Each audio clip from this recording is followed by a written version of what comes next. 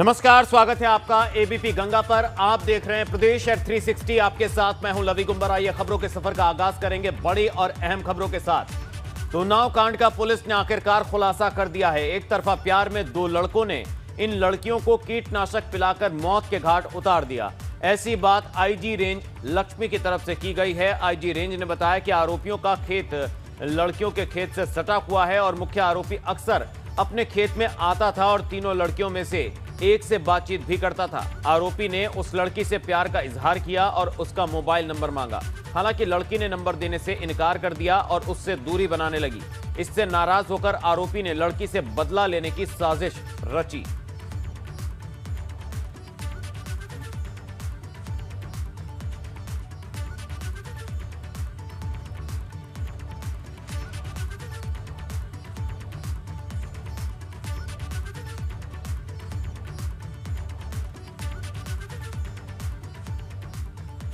तो इस पर आईजी ने क्या कहा, पूरे खुलासे को लेकर चलिए आपको सुनवा देते हैं। इस घटनाक्रम के परिप्रेक्ष्य में आज प्रातःकाल गांव के एक मुखबिर से सूचना प्राप्त हुई थी कि दो व्यक्तियों को घटना के दिन, घटना के समय खेतों में से दौड़ते हुए देखा गया था। उस मुखबिर की सूचना के आधार पर दो व्यक्तियों को पाठकपुरा चौराहे के पास से कस्टडी में लिया गया है। उसके कन्फेक्शन के मुताबिक लॉकडाउन के समय से उसका इनमें से एक बच्ची के साथ अच्छी दोस्ती हो गई थी। तीनों बच्चियां एक साथ खेतों पर अपने काम से जाती थीं, चारा काटने के लिए और लकड़ी बटोरने के लिए जाती थीं। खेतों पर ही बैठ के दोनों आपस में बात करते थे। धीरे धीरे विनय को उस बच्ची से प्रेम हो गया और इसका उसने इजहार भी किया। उसने बच्ची से उसका फ़ोन नंबर भी मांगा। लड़की द्वारा अपना फ़ोन नंबर देने से मना कर दिया गया और इससे प्रेम के इजहार को भी नकार दिया गया। लड़की द्वारा अपना नंबर देने से मना करने के उपरांत ईर्ष्यावश उसके द्वारा ये घटना कारित की गई है। और अब खबर पीलीभीत से, जहां प्राचीन मंदिर की मठाधीशी को लेकर तहसील में शिकायत करने आए दो संतों का आमना सामना होने के बाद जमकर मारपीट हो गई। दोनों के बीच हुए विवाद की वजह से मंदिर की 36 एकड़ जमीन बताई जा रही है। तहसील परिसर में साधुओं के बीच हुई मारपीट का वीडियो सोशल मीडिया पर भी जमकर वायरल हो रहा है। तो तस्वीरों में दिख रहे दोनों साधु हैं, एक दबंग बाबा जिन्होंने मंदिर के पुजारी को जमकर पीटा। तो मंदिर की भूमि को लेकर आपस में भिड़ गए। तो जमीन को लेकर साधुओं में मारपीट हुई, जिसका वीडियो सोशल मीडिया पर वायरल हो रहा है।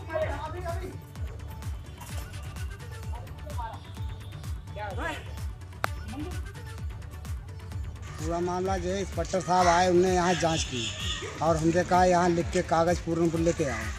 हम कागज़ लेके गए तो हमारे साथ में रामू थे, जब बह गए तो हम ढूंढते तहसील में ढूंढने गए तो हमको जगजीतदार लिपट पड़े, गाली देने लगे, मारने लगे। उन्हें लत्ती मारी तो वो अपने आप गिर पड़े और वो जो हम नीचे थे हम लात मार के वो भाग खड़े हुए। ये कागज़ जो उन्होंने आरोप लगाया है कि यहाँ डकैती डाली है। वहीं बरेली में एक बदमाश ने सरेआम एक महिला का मोबाइल लूट लिया। वहीं महिला के शोर मचा देने पर पब्लिक ने बदमाश को धर दबोचा और उसकी जमकर पिटाई की। पिटाई का वीडियो अब सोशल मीडिया पर भी वायरल हो रहा है। तो तस्वीरों में दिख रहा आरोपी दरअसल महिला का मोबाइल छीनकर भागने की कोशिश कर रहा था और इसी बीच वो भीड़ के हत्थे चढ़ गया और उसके बाद उसकी शामत आ गई। लोगों ने उसको जमकर पीटा और पिटाई का वीडियो अब सोशल मीडिया पर भी वायरल। दिनांक 18/2 को थाना किला क्षेत्र में एक मोबाइल छीनने की घटना हुई। तत्काल पब्लिक के सहयोग से साबिर को गिरफ्तार करके आज जेल भेज दिया गया है। उनके अन्य 5 और 4 साथियों को भी उनकी जानकारी के अनुसार उनको भी गिरफ्तार करके उसमें से और भी 10 मोबाइल बरामद करके इन सभी को जेल भेज दिया गया। वहीं अलीगढ़ में बदमाशों ने एक बार फिर पुलिस प्रशासन को चुनौती दी है। अलीगढ़ में ज्वेलर्स के घर में पत्नी को बंधक बनाकर बदमाशों ने लूटपाट की वारदात को अंजाम दिया और लूटपाट का विरोध करने पर महिला की हत्या भी कर दी। पुलिस चौकी से महज कुछ मीटर की दूरी पर बदमाशों ने इस वारदात को अंजाम दिया। फिलहाल पुलिस पूरे मामले की जांच कर रही है। थाना चकवारसी अंतर्गत एक सरोजनगर मोहल्ला में पुलिस को सूचना मिला है लगभग 5:30 बजे के आसपास एक मकान में एक औरत का बाथरूम के अंदर घायल अवस्था में पड़ी है और उसके बाद पुलिस तुरंत हॉस्पिटल लेके गया। उसका पति भी साथ में आ गया था। तुरंत आप हॉस्पिटल ले गए और जो हॉस्पिटल ले गए उसके बाद JN मेडिकल ले गए। JN मेडिकल में उनका मृत्यु डिक्लेयर किया है और मैं भी घटनास्थल तुरंत पहुंच गया हूँ। हमारा पूरा टीम है, हमारा क्राइम ब्रांच टीम, हमारा SHO चकवारसी, CO एडिशनल SP और फोरेंसिक टीम से भी मौके पर आ गए, डॉग स्क्वाड भी आ गया। और अब खबर सहारनपुर से, जहां पुलिस को बड़ी कामयाबी हाथ लगी। पुलिस ने 50 लाख के स्मैक के साथ 2 तस्करों को गिरफ्तार किया है। मुठभेड़ के दौरान इनकी गिरफ्तारी हुई। इन तस्करों के पास से मोटरसाइकिल, एक अवैध तमंचा और 490 ग्राम स्मैक बरामद हुई, जिसकी कीमत 50 लाख रुपए बताई जा रही है। पकड़े गए अभियुक्त बहुत ही शातिर किस्म के अपराधी हैं। स्मैक का कारोबार करते थे। ये स्मैक कहीं से लाते थे और लाने के बाद ये स्मैक आगे सप्लाई करते थे। तो इसमें कल रात की बात है, ये फतेहपुर थाने में ये उधर से जा रहे थे। पुलिस टीम ने जब इनको रोका तो रोकने पर उन्होंने पुलिस टीम पर फायर किया और ये एक मोटरसाइकिल से थे। उस मोटरसाइकिल की भी बरामदगी हो गई। मोटरसाइकिल इन्हीं की है पर इनके पास से 490 ग्राम स्मैक की बरामदगी हुई है। सप्लाई जनरली इनकी हरिद्वार भी होती थी, देहरादून साइड भी होती है और जो इनका लाने की बात है, लाने में ये बरेली साइड से स्मैक लाते थे। और अगली खबर कानपुर से, जहां भैरव घाट पर नगर निगम का बुलडोजर चला। नगर निगम की जमीन पर 40 साल से अवैध कब्जा था। नगर निगम ने पूर्व में कब्जा धारकों को नोटिस भी दिया था। कब्जा गिराने के दौरान महिलाओं ने जमकर उपद्रव किया।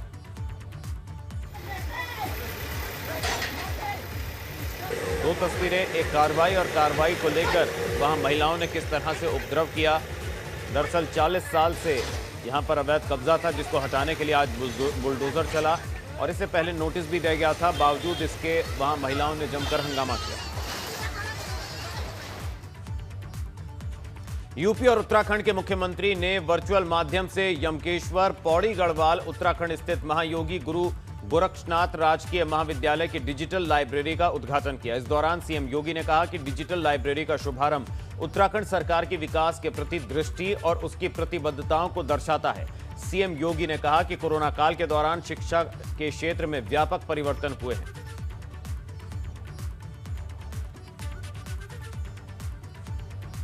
उत्तर प्रदेश विधानसभा के बजट सत्र का दूसरा दिन भी हंगामेदार रहा। दूसरे दिन भी विधानसभा सत्र की हंगामेदार शुरुआत हुई, जिसमें सीएम योगी आदित्यनाथ और नेता प्रतिपक्ष राम गोविंद चौधरी ने यूपी के पूर्व राज्यपाल मोतीलाल वोरा के निधन का शोक प्रस्ताव पढ़ा। सत्र के दूसरे दिन आज कुल 6 विधेयक सदन के पटल पर रखे गए, जिसमें यूपी चलचित्र संशोधन विधेयक 2021, सोसाइटी रजिस्ट्रेशन विधेयक 2021 समेत तमाम विधेयकों को पटल पर रखा गया। जहां तक केंद्र सरकार के द्वारा बनाए गए 3 कृषि कानून हैं, मैं विनम्रता के साथ कहना चाहूंगा कि केंद्र सरकार ने इसके लिए इस किसान संगठनों के साथ बड़े सम्मान के साथ वार्ता के लिए आमंत्रित किया। कई दौर की बातचीत हुई और हर एक स्तर पर केंद्र सरकार इस समस्या को संवाद के माध्यम से समाधान करने के लिए पूरी ईमानदारी और पूरी प्रतिबद्धता दिखाई। हर स्तर पर संवाद बनाए रखा गया। जो इस आंदोलन की आड़ में आकर के भारत की छवि को देश के अंदर भी और दुनिया के अंदर भी खराब करने का प्रयास कर रहे हैं, क्या ये साजिश नहीं? महोदय, मैं दावे के साथ कह सकता हूं कि किसी भी सरकार की, वह समाजवादी पार्टी की दोनों बार की सरकार रही हो, 2003 से लेकर के 2017 के बीच में, और बहुजन समाज पार्टी की सरकार रही हो, ये सभी अपने समय के कार्यकाल को देखें और फिर तुलना करेंगे इन 3.5 वर्षों के कार्यकाल के दौरान, तो इनके 5 वर्ष के कार्यकाल पर 3 वर्ष का कार्यकाल कई बारी हावी होता हुआ दिखाई देता है, भारी पड़ता है। वहीं यूपी में एक बार फिर से बम्पर सरकारी भर्तियां होने वाली हैं। बताया जा रहा है सरकारी विभागों में करीब 50,000 पदों की भर्तियां होंगी। ये सभी पद सरकारी विभागों में खाली हैं और उन्हें जल्द भरने पर सहमति बन गई है। मुख्यमंत्री योगी आदित्यनाथ ने भर्ती के प्रस्ताव पर अपनी रजामंदी दे दी है, जिसके बाद भर्ती प्रक्रिया शुरू करने की कवायद अब तेज हो गई है।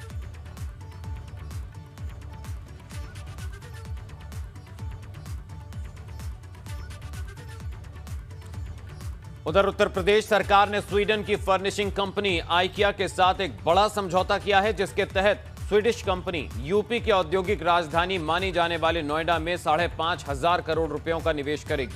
लखनऊ में सीएम योगी आदित्यनाथ के आवास पर नोएडा अथॉरिटी और आइकिया के बीच विनिमय समारोह आयोजित किया गया। कंपनी ने नोएडा के सेक्टर 51 में लगभग 12 एकड़ जमीन ली है और जल्द ही वहां पर विकास और निर्माण का काम शुरू हो जाएगा। लखनऊ में कंपनी को लीज और लैंड ट्रांसफर के मौके पर सीएम योगी ने खुशी जताते हुए कहा कि पारदर्शी और व्यवस्थित नीतियों की वजह से उत्तर प्रदेश अब राष्ट्रीय और अंतर्राष्ट्रीय निवेशकों की नजरों में आ गया है।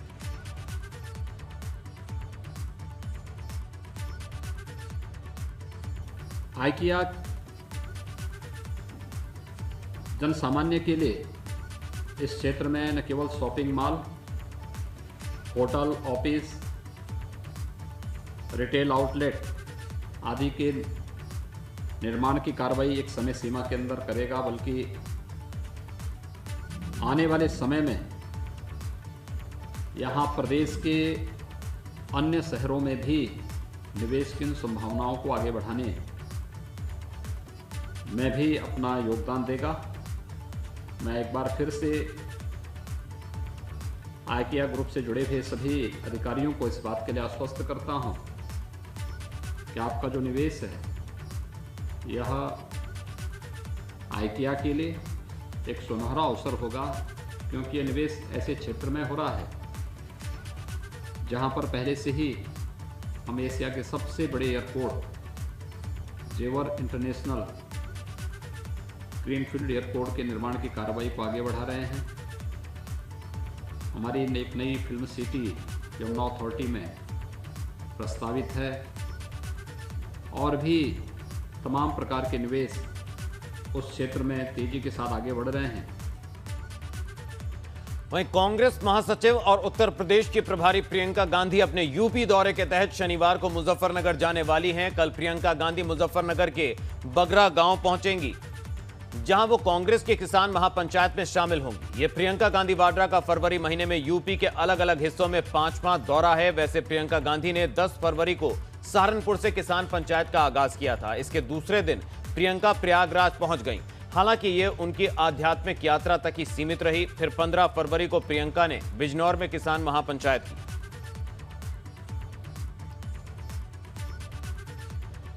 खबरों में बढ़ेंगे आगे। बहुजन समाज पार्टी के संस्थापक सदस्यों में शामिल रहे पूर्व कैबिनेट मंत्री आर.के. चौधरी ने सपा का दामन थाम लिया। अखिलेश यादव ने सपा मुख्यालय में आर.के. चौधरी के साथ 2 दर्जन से अधिक लोगों को पार्टी की सदस्यता दिलाई। इस मौके पर अखिलेश यादव ने यूपी सरकार के स्वीडन की कंपनी आइकिया के साथ एमओयू साइन करने पर सवाल उठाते हुए कहा कि सरकार का एमओयू साइन करना निवेश का दिखावा मात्र है। वहीं अखिलेश यादव ने यूपी में अपराधियों के खिलाफ हो रही कार्रवाइयों पर भी सवाल खड़े किए।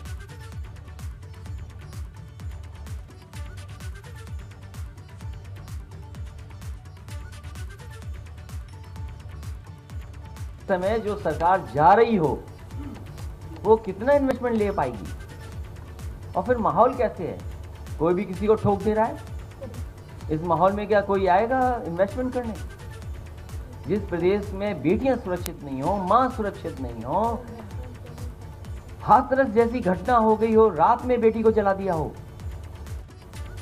उस प्रदेश में कोई आएगा? और फिर ये जो एमओयू हो रहे हैं ये केवल दिखावा है। उत्तर प्रदेश में सबसे ज्यादा कस्टोडियल डेथ हुई हैं, सबसे ज्यादा फेक इनकाउंटर अगर कहीं हो तो उत्तर प्रदेश में हुए। उसके लिए जिम्मेदार कौन है? क्या राजधानी में नहीं हुई घटनाएं? राजधानी में हत्याएं नहीं हुई? राजधानी लखनऊ में हत्या हुई और दिखावे के लिए एक इनकाउंटर दिखा दिया। क्या सही अपराधी का इनकाउंटर हुआ कि नहीं हुआ? क्या सरकार नहीं जानती कि कौन पीछे था उसके? संघ प्रमुख मोहन भागवत 2 दिन के दौरे पर प्रयागराज पहुंचे, जहां उन्होंने सबसे पहले संगम तट पर जाकर विधि विधान से पूजा अर्चना की। इस दौरान नरेंद्र गिरी भी उनके साथ मौजूद रहे। संगम तट के बाद मोहन भागवत लेटे हुए हनुमान जी के दर्शन करने पहुंचे। यहां भी उन्होंने पूजा अर्चना की। मंदिर के मुख्य महंत और अखाड़ा परिषद के अध्यक्ष महंत नरेंद्र गिरी ने पूजा संपन्न कराई।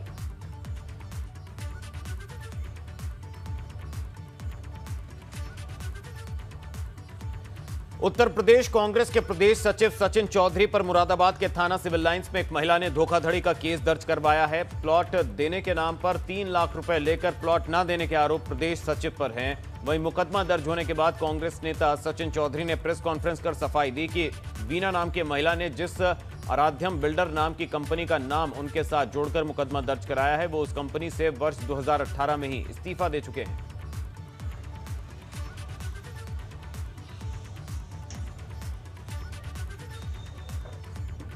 कोरोना के दौरान स्कूल खोलने को लेकर हाईकोर्ट सख्त हो गया है। कक्षा 1 से 8 तक के प्राथमिक स्कूल खोलने के खिलाफ दाखिल जनहित याचिका पर राज्य सरकार से कोर्ट ने जवाब तलब किया है। सरकारी वकील से कोर्ट ने पूछा कि स्कूलों में कोविड प्रोटोकॉल का पालन करने के लिए सरकार ने क्या-क्या किया।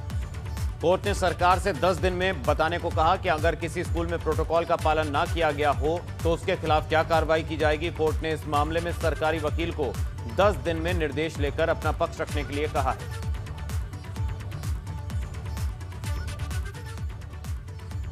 वहीं बच्चों का भविष्य संवारने के लिए सरकार बेहतर शिक्षा मुहैया कराने का दावा करते नहीं थकती है, लेकिन कुछ लोगों की लापरवाही और गैर जिम्मेदाराना हरकत के कारण इसमें पलीता लग जाता है।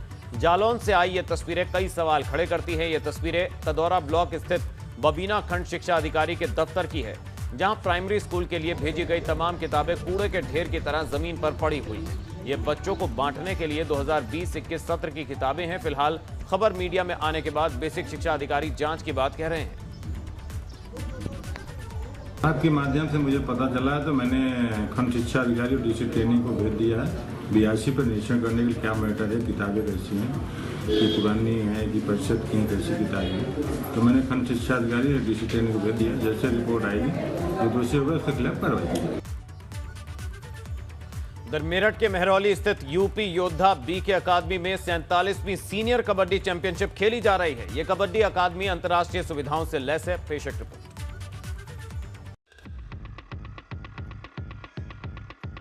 यहाँ जिसके पास चीते सी फुर्ती और बाज सी नजर होगी, जीत उसी के कदम चूमेगी। ये मेरठ के मेहरौली स्थित यूपी योद्धा BK कबड्डी अकादमी है, जहां आज से 47वीं सीनियर कबड्डी पुरुष चैंपियनशिप का आगाज हुआ है। ये चैंपियनशिप 3 दिनों तक यानी 21 फरवरी तक चलेगी। इसमें 16 टीमें हैं, जिसके खिलाड़ी जीत के लिए इसी तरह जोश और जज्बे से भरे जी जान से जुटे हुए हैं।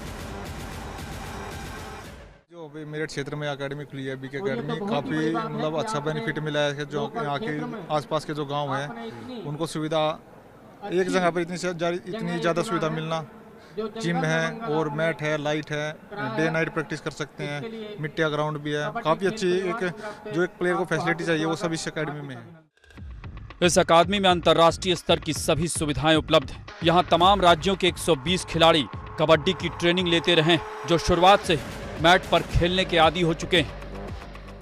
कबड्डी हमारा गांव का, देहात का बहुत अच्छा खेल है, जिसमें युवाओं का चरित्र का विकास होता है, सेहत का विकास होता है।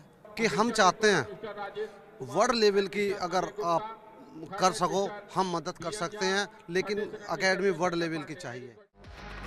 बहरहाल यहाँ आए खिलाड़ी यहाँ की सुविधा देखकर गदगद हैं। वैसे भी कल तक मिट्टी में कबड्डी खेलने के आदी यहाँ के खिलाड़ियों को अंतर्राष्ट्रीय सुविधाओं ने वाकई कबड्डी का योद्धा भी बना दिया है। Bureau report ABP Ganga.